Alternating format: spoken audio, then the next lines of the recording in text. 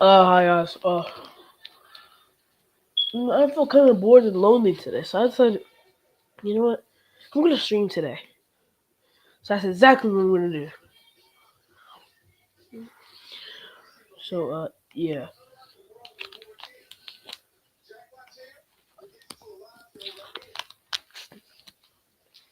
I don't know if people are gonna join. I really don't care.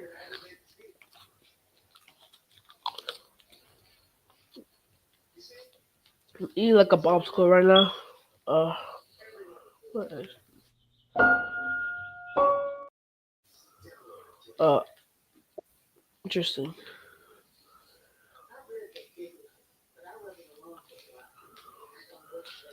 Go out, guy. Are we dead?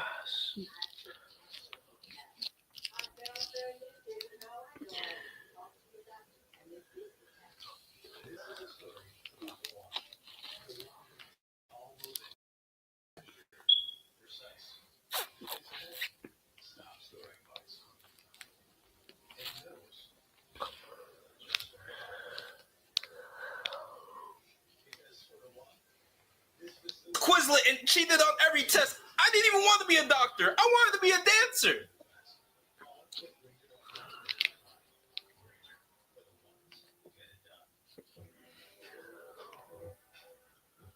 Oh.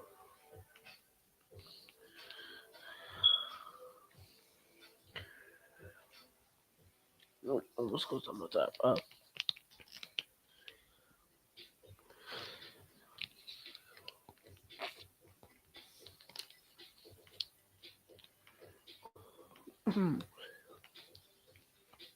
I just wasn't Tommy and G, so I guess that's what we're gonna do here then.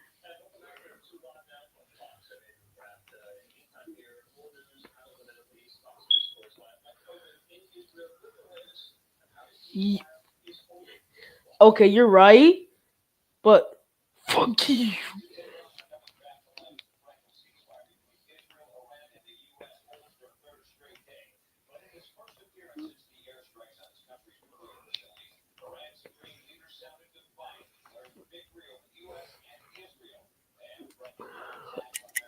I bet some people watching this didn't even know Mixer existed. I already don't want to watch streams on Kick, and that's a platform with a couple of huge streamers already. Who the f in their right mind was logging into their I can't even say without laughing, Mixer account to watch streamers on there? Like, once he went on there, I swear his presence just vanished from social media. You simply didn't hear of the name Ninja until he switched back. And you know for a fact, he regrets the out of it. He was damn near on the path of being a celebrity. So now the only way he can cope his loss is by hating on the younger streamers surpassing him. Like, for some reason, Ninja absolutely despises Kai Cenat. He hates Kai like Kendrick hates Drake. And I simply think that's because Kai represents what would have happened to Ninja if he simply stayed on Twitch and he didn't switch. Like, in the latest streaming record Kai broke, he bring up the fact that another streamer was already bigger than him, so it doesn't matter anyways. And when Kai and Speed were streaming Minecraft and losing, he was saying that they were doing it on purpose. And look, okay, I stream, obviously. I understand if people are just bombarding your chat with the same thing all day and how annoying that gets. But you could, you know, just turn it on sub only and boom, you've solved the problem. Ninja, I know your game. I know you like talking your in some type of way. You're not slick. You gotta let people say something first before you can let it rip. And I feel like another key reason of Ninja's downfall was that he blew up because everyone was bad. Everyone touching Fortnite from season 1 to 3 were moving snail numbers. Like, the skill jump from that time to now is like us going from stone drawings to the iPhone. And when everyone saw a Ninja clip of him destroying lobbies by himself, they couldn't believe it. It seemed like magic at the time. Flitter flutter. People were just figuring out how to place walls down. And now that Ninja can't keep up with the skill gap, he's just known as the dude that still plays Fortnite at 30 and hates on people. All right. I can't wait for tonight. The kids are coming. I hate this ass. No, Uncle Todd is out. Uncle talking suck. All right, but let's switch it up now from an individual to a whole company. How can a company's downfall be so bad that the whole company is just cooked? Disney. That's the only answer. Disney has been losing money since 2019, apparently. which probably isn't a surprise to anyone. I don't know how you can go from being the biggest entertainment company for 100 years to straight dipping to nothing. Like, I think people don't realize how lucky we are as a generation to grow up in the peak times of Disney, because they're never coming back. It's sad to think of all the future generations that will never get to truly experience and immerse themselves in the time when they were releasing banger live action shows, when they were releasing banger cartoon shows, when they were releasing banger movies. Actually, no worries, because now kids can watch things like the Snow White movie, where they tried to remove the dwarves and make them human-sized to not offend the little people community. I don't know what you call them, but I'm just gonna call them that. And tried to change the plot so Snow White doesn't get saved by the prince but herself because it's not empowering enough. I'm surprised they even released a trailer for this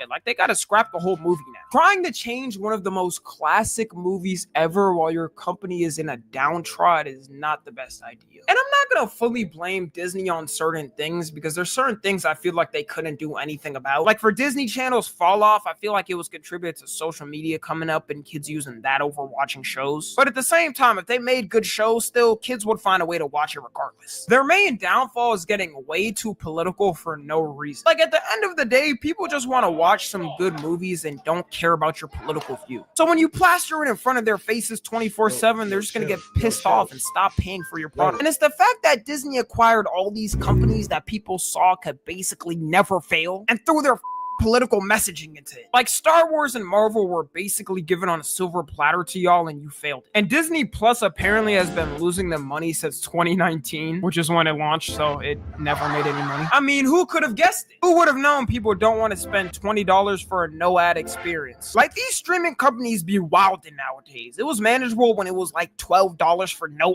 ads. But soon you're gonna have to start taking out mortgage payments just to pay for these services. Maybe this failure at the end of the day is a good thing though. It'll make them have to lock in and actually start making things people want, instead of making another live action Lion King. Why is there another live action Lion King? Someone no one wants anymore is Bruce dropping off. Now, if you're already familiar with the streaming game already, you've most likely heard of Bruce. And when he started blowing up in 2021, it seemed like he could never do wrong.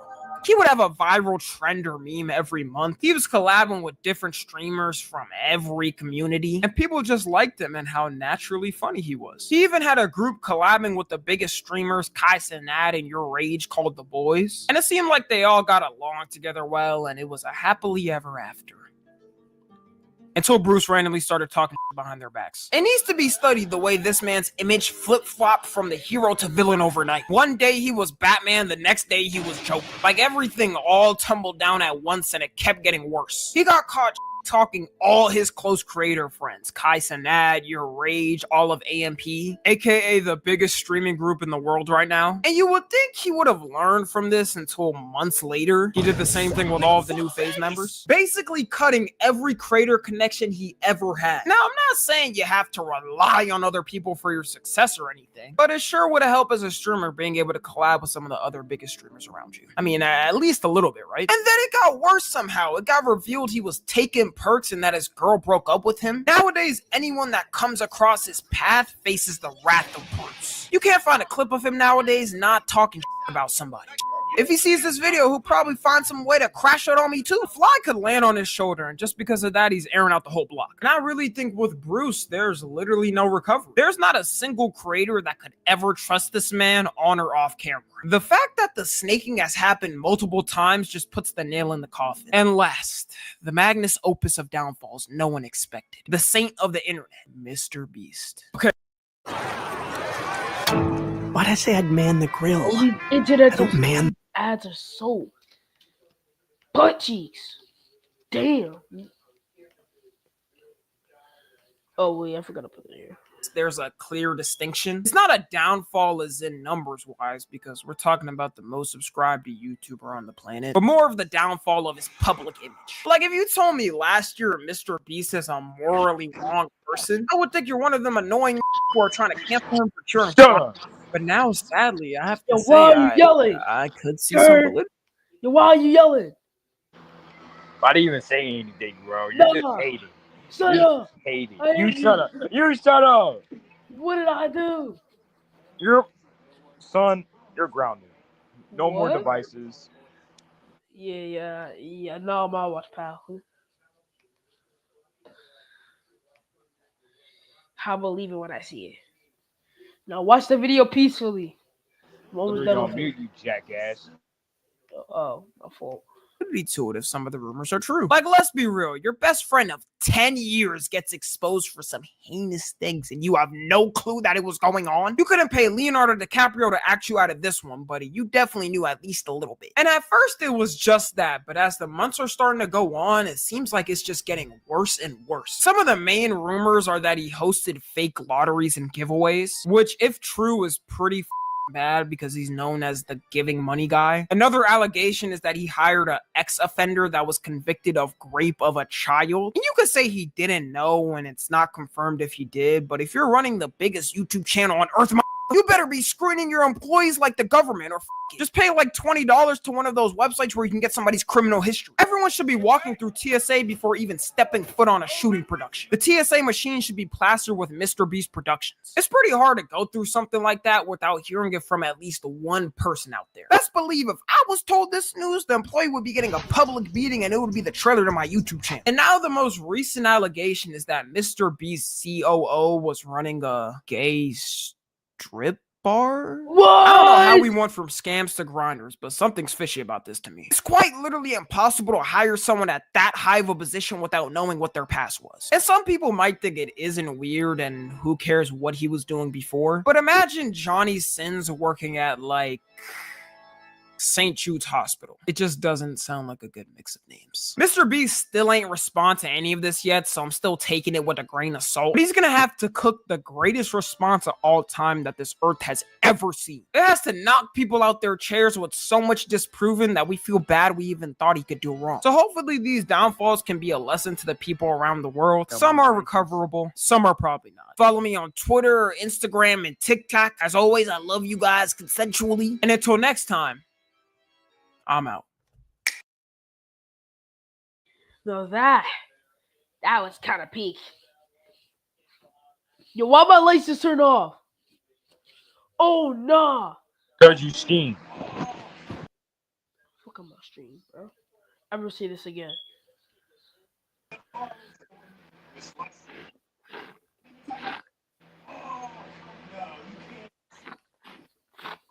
You have to think for yourself.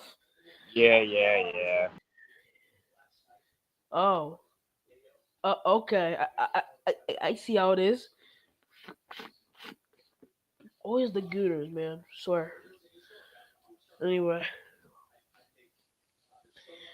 Drinking some iced tea in a Dunkin' iced cup, bro. I don't know how this is even possible. I think we're gonna watch one more video, and then I'm gonna end the stream. I proved this faggot wrong, by the way. It's not ending in 2 minutes. It's always the faggots, man. I swear. Anyway.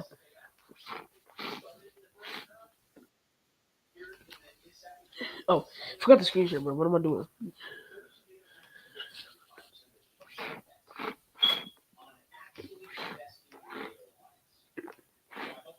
Established thing since cavemen walked this earth. If a caveman took another caveman's stick, a beef was established and tribes fought for thousands of years. And for the year of 2024, I think we can't deny that this was the year of beefs. The amount of beefs that happened this year probably won't happen again until the next 100 years. And who else to start with other than the total initiative relative to what we can do with more border patrol and more asylum officers.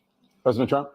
I really don't know what he said at the end of that sentence. I don't think he knows what he said either. Look. Now, election season is over and all, thank God. But looking back at this, I swear, I've never seen two politicians that hated each other so much like Trump and Biden do. And I don't think we'll get another politician beef like these two ever. I think Trump changed the politician game by calling anyone who's against him a random bad nickname. Sleepy Joe, Crooked Joe, Lion Kamala. Meanwhile, Biden's called Trump every terrible nickname he could think of. Clown, liar, loser. He even wants to get freaky with him.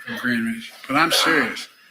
These are the kind of guys you like to smack in the ass. Hey, yo, what the fuck? Honestly, the reason I think this election was so serious for people is because these were beefing like boxers do. I didn't even know politicians hated each other this much until these two. They made it so personal. It sounded like the world was gonna end at the end of this whole thing. People acted like this was the first election and last election ever, and we never had elections before this. And yes, you can replace Biden with Kamala, same thing, but they both literally said if you vote for the other side, you're voting against the American people. So who's really for the American people if both of y'all are saying it? Like, this really makes no sense. Someone's got to be lying here. I honestly think at the end of the day, all these politicians are secretly friends. Because if you even look back at in 2016 when Trump and Hillary were going against each other, there's like multiple videos of Trump saying Hillary Clinton's a great person and a terrific woman. He even invited her to his wedding back in the day. But as soon as he started running, it was GG's to all that history. It's crazy how they both called each other out on their main flaws too. Trump calling Biden mentally unfit, Biden calling Trump morally unfit. And if we're being honest,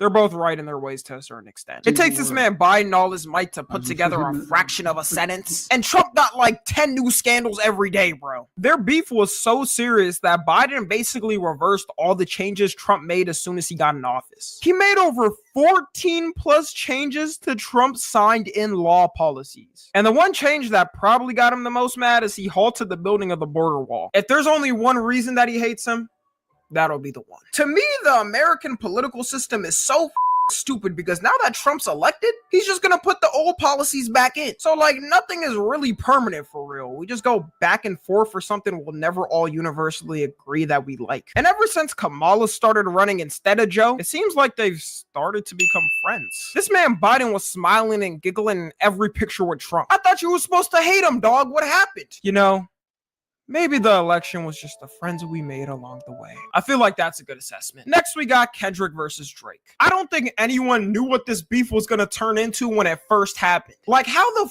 did it go from the big three, nigga, it's just big me, to an entire lawsuit that might be the biggest record label lawsuit ever? I don't know how many people even know this lawsuit is going on, but it's actually way more complicated than just Drake suing Kendrick. The word on the street is both Drake and Kendrick's record labels are under Universal Music Group, who owns basically every record label. Is this list not insane? They own every artist you listen to. UMG owns you, bro. Anyways, Drake was in talks with Universal Music Group to get a new contract because he made them a lot of money. And then the beef started between him and Kendrick. So he's suing Universal Music Group because he thinks they helped Kendrick win the beef so he could get less money for his contract. Which I don't know how confident Drizzy is in this lawsuit, because Not Like Us was played everywhere. I saw it played at people's graduations, weddings, funerals. But if this is true, this is going to be the craziest revolution of all time in media. The amount of people involved in this beef too was crazy when you think about it. I would never think someone like The Weeknd would somehow be involved in a rap beef. But somehow Drake has made so many enemies he got involved in it. Which is why I'd be confused on the Drake and meat gobblers who still be defending him to his core. Like, are you not gonna acknowledge that Drake has started any of these feuds and done bad things? I can understand in a beef like Drake and Kanye, who have both done f***ed up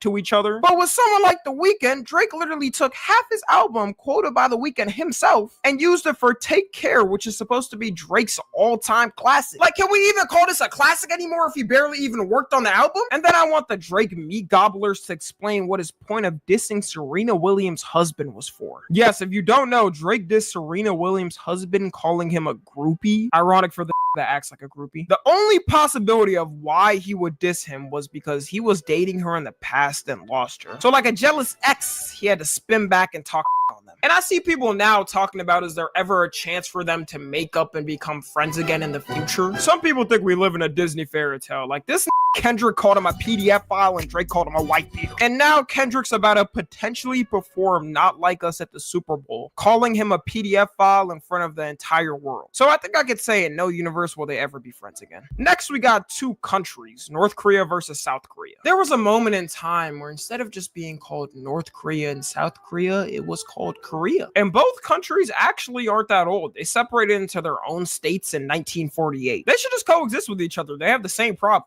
Low birth rates, old people, natural disasters. But only South Korea gave us Samsung, so shout out South Korea for the monitor I'm using to make this video. Everyone lived at peace, of course, until World War II, where the two countries who like to meddle into everyone's business ruined it. Russia and the US. North Korea took Russia and the Soviet Union side, while South Korea took the United States side. And one side was right clearly because I wouldn't have my monitor or washing machines without it. Shout out to USA. But when the countries split between each other, usually they split on peaceful terms and promised to leave each other they're alone. Yeah, for North Korea and South Korea, it was the complete opposite. They signed a deal to temporarily stop fighting, but not permanently, which is why they're still at war all the time. The amount of stuff each country has done to each other too is petty as hell. I'm not talking about just the missiles they send to each other all the time. They do the littlest just to piss each other off a bit more. You know how when you're arguing with someone and they start mocking you just to be a nuisance? That's North and South Korea all the time. South Korea has speakers facing North Korea to blast propaganda at its citizens, which is things like news about how bad North Korea really is, messages towards the soldiers telling them to switch sides, and K-pop music. I say propaganda lightly because what North Korea considers propaganda is just freedom. But for some reason, Kim really hates K-pop music. He executed one of his citizens for being caught listening to it, and anyone that does can also be executed. It's an official law there that if you're caught with any South Korean media, you face heavy penalties. And heavy penalties is probably the luckiest thing you could get. They never even watched Squid Game. They don't know the second season is coming out. That must suck. South Korea also sends balloons of things that are propaganda, like anti-regime leaflets. They get so petty though that they send USBs with South Korean dramas trying to get people from there to watch it. I can't tell if this is a good or bad thing, because maybe it's good to try and show them their media and have them realize North Korean movies are dog.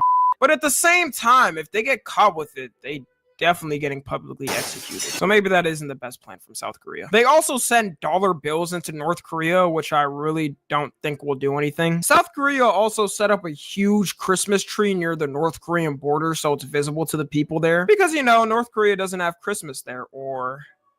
Actually, does North Korea have any holidays? Oh, they have a Mother's Day. Well, that's wholesome. But 2 days later is Missile Industry Day, an entire day dedicated to a missile they launched. Seems wholesome enough to put next to Mother's Day. Eventually, South Korea took down the Christmas tree because North Korea called it psychological warfare. The funniest one to me, though, is North Korea made up lies about the former South Korean president and said things like he's a cannibal. Kim must think his citizens lack common sense, because what world leader that's a cannibal would get elected in any society? Even the brainwashed North Korean citizens aren't that brainwashed. Next, we got Michael Jackson versus Sony. Now, you've all probably heard about this beef by now, or the rumor that Sony was the one to Michael Jackson. Michael was walking around with signs all the time on Sony and its CEO. And this all started when Michael signed a deal with Sony in the 90s. He owned half of Sony's catalog, which is insane because Sony owns so much music. We're talking like thousands of songs, including the Beatles catalog. And when his album Invincible came out in 2001, he accused them of not promoting his album good to lower his value in the company. So he then went on a public rant on the CEO and saying he was racist and the devil. That was something never before seen, because people just got cucked by their record labels and could do nothing about it. Before social media, if you didn't have a record label pushing your music, there was an 100% chance you weren't gonna make it. So they could do anything to you and you just had to take it. Nowadays, it's a little better, but to be honest, it's still pretty ass. How many artists do you know that are complaining about their record label constantly? And someone of Michael Jackson's power doing this, when you think of it, was insane at the time. You can go to any remote village and the one music artist they'll know no matter what is Michael Jackson. You have one of the biggest names in humanity on your company. That's gotta hurt. I know Sony's executive team were sweating bullets every time Michael went to talk bad on their names. When Michael Jackson died years later, though, Sony went ahead and got full ownership of his catalog anyways. The exact thing he didn't want to happen. People think companies like Amazon and Apple are bloodthirsty, but these music companies are the devil reincarnated. If they want something done, they can get it done. Which is why people say Sony gave MJ the farewell to his life. What's the chances of them feuding over this for years and them getting what they wanted after he died? I'm no conspiracy theorist. That's a lie, and it's suspicious at the least. Next, we got Adidas versus Pumas. And I know what you're thinking. What the f, Tommy? But believe it or not, Adidas and Puma were started by two brothers who had a falling out. There would have been a universe where neither of these ever existed. One brother was named Adolf, not the one you're thinking of, and the other was named Rudy Dazzler. It started when they both founded a shoe company called Dazzler's Brothers Shoe Factory. And it was actually kind of big for the time. Like, people wore their shoes at the Olympics. But eventually they had a falling out like all brothers do over some stupid shit. One of the brothers was more calm and worked on developing the shoes, while the other was hyper and focused on sales. Also, their wives hated each other, and as the old saying goes, if you can't get your bitch in line, your relations will decline. That actually isn't an old saying, I just made it up, but I'm gonna use it more. They also had certain views on World War II while it was going on, and as brothers from Germany, of course, they both agreed with the actual Adolf. But if it makes you guys feel better, one of them did less, and that one ended up being Adidas. Maybe that's why they make the better shoe. Eventually, they ended up splitting up in 1948 and made Adidas and Puma. Their beef was so ingrained in their hometown that they got their own citizens beefing in it. It was either you aligned with the Adidas side or you aligned with the Puma side. People were looking each other up and down to see what shoes they had just to judge them. It was like the German Bloods and Crips. Imagine being caught on the wrong side of town with Puma shoes instead of Adidas and getting jumped by people fully dripped out in Adidas fits. No one even knows this beef for real because Nike came out and ended up becoming Adidas' main competitor. If we can even call it a competition, like Nike easily labs Adidas 5 times over. Sadly, the brothers never made up and both took the beef to their graves. They hated each other so much that they got buried in the same graveyard, but on opposite sides. Both of y'all are dead, man. Does it matter where you're buried? And last, we got Bill Gates versus Steve Jobs. Two of the biggest tech leaders in the world beefing is not a surprise at all, especially when you know how wild of a man Steve Jobs was. He was the Kanye of technology, pretty much. Steve Jobs and Bill Gates liked each other at first, though. Microsoft created software for one of Apple's old computers back in the day, but when Microsoft released Windows, Steve Jobs started spazzing out that they stole his designs. He might have been tripping because I think anyone can tell the difference between a Windows computer and a Mac. But then Bill Gates said they both stole it from another company anyway, so it doesn't matter. Which isn't that crazy of a philosophy. They're both assholes for doing it. Apple even ran an ad campaign against Windows, making fun of it, saying it's slow and bad in commercials. But I've had a MacBook before, and I can tell you that color wheel scroll will make any lose his mind. Apple, you're no better. A slow MacBook will have you taking 5 minutes to load up a browser. They both made fun of each other all the time. Steve Jobs would call Bill Gates uncreative, and Bill Gates would say Steve Jobs doesn't know anything about technology. Steve Jobs liked how Apple made its computer hardware and software, while Bill Gates liked how Microsoft created software that could be universally used. In the short term, Steve Jobs was right. You used to be him if you had a MacBook. But in the long term, yeah, Windows completely on Mac. It's not even close. At least this story has a somewhat happy ending because they made up after years of beefing. And when Steve Jobs passed away, Bill Gates gave him his flowers. Both of them are still terrible people, though. Like, Steve Jobs abandoned his kid and never paid child support while his ex-wife was paycheck to paycheck, and he was a multi-millionaire. Bill Gates, as we all know, sure loved to fly to that island. But you know what? Shout out to both of them. I'm using a Windows computer to make this video, and I do have an iPhone, so thanks, guys. That's all, everyone. Let me know if I missed anybody in the comments. Follow me on Twitter, Instagram, and TikTok. As always, I love you guys consensually. And until next time, I'm out.